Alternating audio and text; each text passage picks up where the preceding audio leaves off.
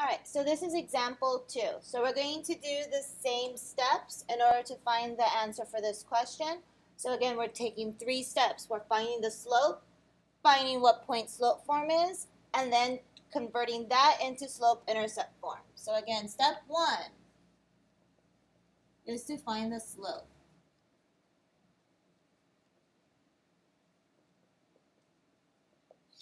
So we have our 2 points again. So we have -1 and 4. And we have 2 and 3. And just to change it up, this time I'll make this one 0.1 and this one 0.2. So this is x1, y1, x2, y2. So our formula again is y2 minus y1 over x2 minus x1. So we're going to look for y2.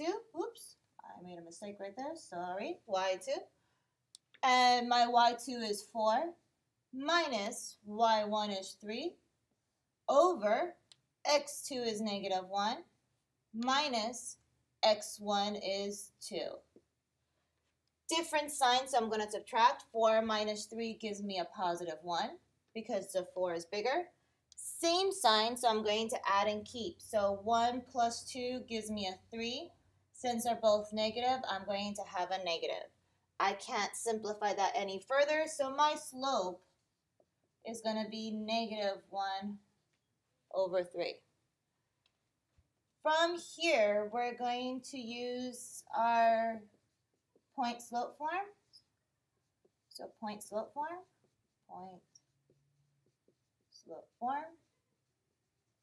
And that is our y minus y1 equals mx minus x1. Again, we can pick either point. I think last time we picked 0.1, so let's do one with a negative this time. So I am going to choose this one, so let's highlight that. So we have y equals parentheses and an x. Again, this never changes. Our slope, our y1 and x1 can change. So I look for my slope. My slope is -1 over 3.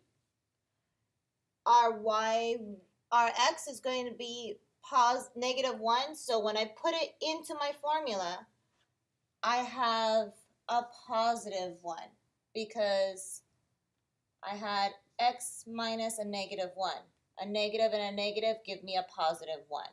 All right, so again, because I have 2 negatives from this negative and the negative that the number 1 has, it ends up being positive. Our y is going to be -4. The negative comes from the equation, and then I plug in my 4. So that is step 2.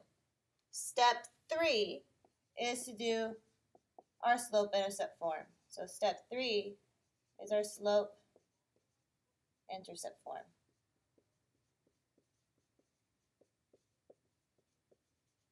All that means is that I'm going to take my slope, distribute that, and then move my 4 over. So I take my slope and I'm going to distribute. Nothing happens to this side, so I'm just going to bring that down. -1 over 3 times x is -1 over 3x. -1 times a +1 is still going to give me a negative. So I have -1 over 3 times 1 is still 1 over 3. I am going to move this -4 because I'm trying to get my slope-intercept form, which is y equals mx plus b. I need the y all by itself, so I need to move this 4 over. So instead of subtracting, we're going to add, which is the opposite. And again, like last time, I have a fraction with a whole number, so we're going to have to do some extra math over here. I have -1 over 3 plus a +4 over 1. We put it over 1 because it's a whole number. Since I have a 3 and a 1, we need it to be the same, so we're going to multiply this by 3.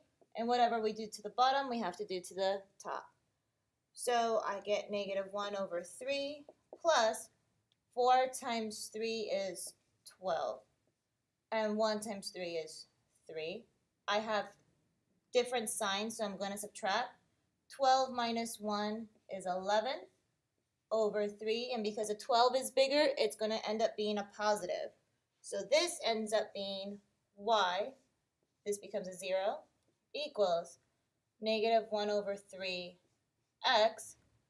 And it's going to be a positive, I'm going to bring this over, oops, way over, 11 over 3. So then this ends up being our final answer. Let me bring this down just a tad bit so you guys can see that. All right?